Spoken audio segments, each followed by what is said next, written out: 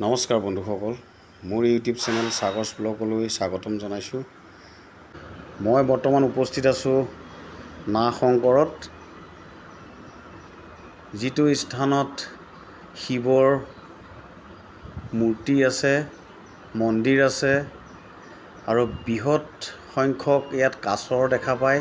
বহুত ধৰণৰ কাছৰ আছে, বহুত ডাঙৰ ডাঙৰ কাছৰ আছে। ইয়ালৈ বহুত ভক্তপ্ৰাণ ৰাইজ আগমন হয়। শোণিতপুৰ জিলাতে অৱস্থিত। তেজপুৰৰ পৰা প্ৰায় 17 কিলোমিটাৰমান হ'ব চতিয়া সমষ্টিত।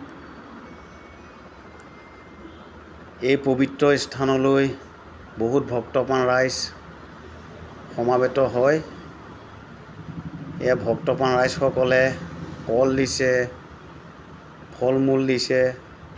এয়া চাওকচোন কিমান ধুনীয়াকৈ কাছবোৰ খাবলৈ আহিছে চাওক।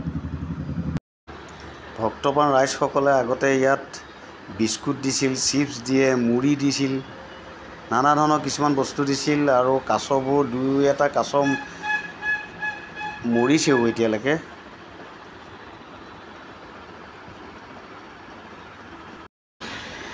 আজিকালি চিপছ, মুড়ি, বিস্কুট দিয়া বন্ধ কৰি দিছে। এতিয়া অকল ফল মূলেই দিব পাৰিব, তাৰ ওপৰত বেলেগ বস্তু দিব নোৱাৰিব। এতিয়া বন্ধ কৰি দিছে কমিটিয়ে। আজিৰ পৰা কেইদিনমানৰ আগত ইয়াত এটা ছাগলীও কাছ এটা টানি লৈ গৈ পেলাই মৃত্যু মুখত পেলাইছে। ইমান বৃহৎ বৃহৎ কাছবোৰ আছে, ছাগলী এটাও টানি লৈ যাব পাৰে।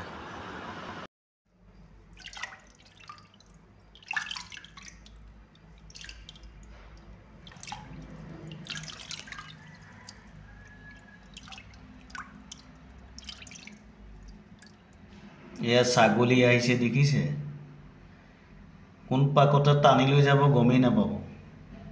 আজি দুদিনমানৰ আগত এটা নিছেই।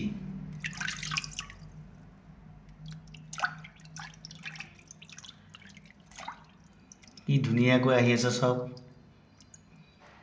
মানুহবোৰে এয়া কল দিছে, কিবা কিবি দি আছে, খাবলৈ আহি আছে। তাৰ মাজতে ছাগলীটোও কিবা কিবি খাই আছে। এয়া কাছই চাইহে আছে, একে থাপে লৈ যাব।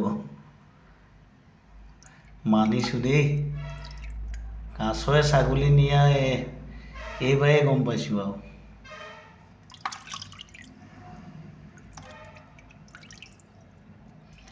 গোটেই ভক্তপ্ৰাণ ৰাইজে চাই আছে কাছবোৰ।